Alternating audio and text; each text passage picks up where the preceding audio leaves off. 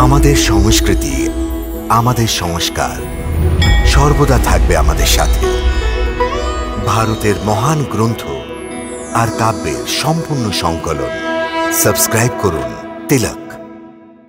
বা কোনো আপদকালে দেশ বা রাজার উপর কোনো বিপত্তি আসলে রাজার শরীর গুরুর দ্বারে পৌঁছতে অসমর্থ যদি হয়, সে আহত হয় অথবা কোনো ভয়ানক রোগে পীড়িত হয়, তো এমন পরিস্থিতিতে সে গুরুকে আপন প্রাসাদে আসার জন্য অবশ্যই প্রার্থনা করতে পারে। কিন্তু এই সময় এমন কোনো পরিস্থিতি তো আমি দেখতে পাচ্ছি না। এই বিপত্তির সময়। কিসের বিপত্তি? আপনি গোকুল গাঁয়ে গিয়ে কোন বালকের নাম সংস্কার করেছেন? কোন বালকের নামকরণ সংস্কার হলে তোমার ন্যায় মহাবলী রাজা বিপত্তিতে পড়তে পারে, এই কথা তো আমার জ্ঞান বুদ্ধি স্বীকার করে না রাজন।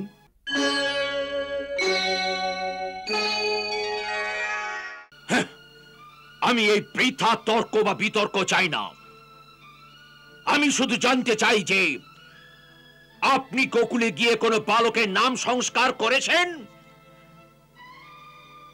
যদি করেছেন তো বালক কে ছিল, কার পুত্র ছিল, কেন আপনি ওর নাম সংস্কার করেছেন, আর কার আজ্ঞায় এই নাম সংস্কার করেছেন?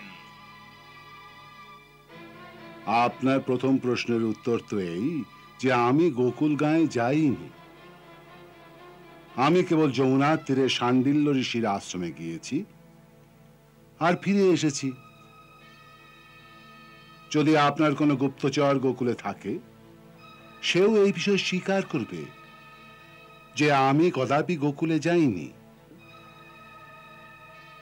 আর বিষয়ে যদি আজ্ঞার, তো হে রাজন, এক পুরোহিত আর গুরু হওয়ার তরুণ আপন যজমানদের জন্ম থেকে নিয়ে মরণ পর্যন্ত সব সংস্কার করানো আমার কর্তব্যই নয়, আমার ধর্ম। আর আপন ধর্মের পালন করা সব প্রাণীর পক্ষে আবশ্যক।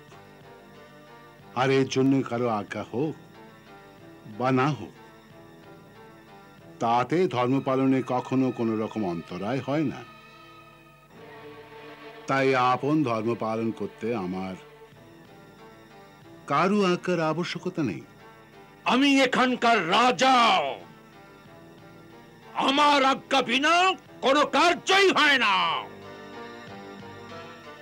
আমার আজ্ঞার পালন এখানে সবাইকে করতেই হয়। রাজার আজ্ঞা পালন করা তো তার সেবকদের কাজ, গুরুর নয়।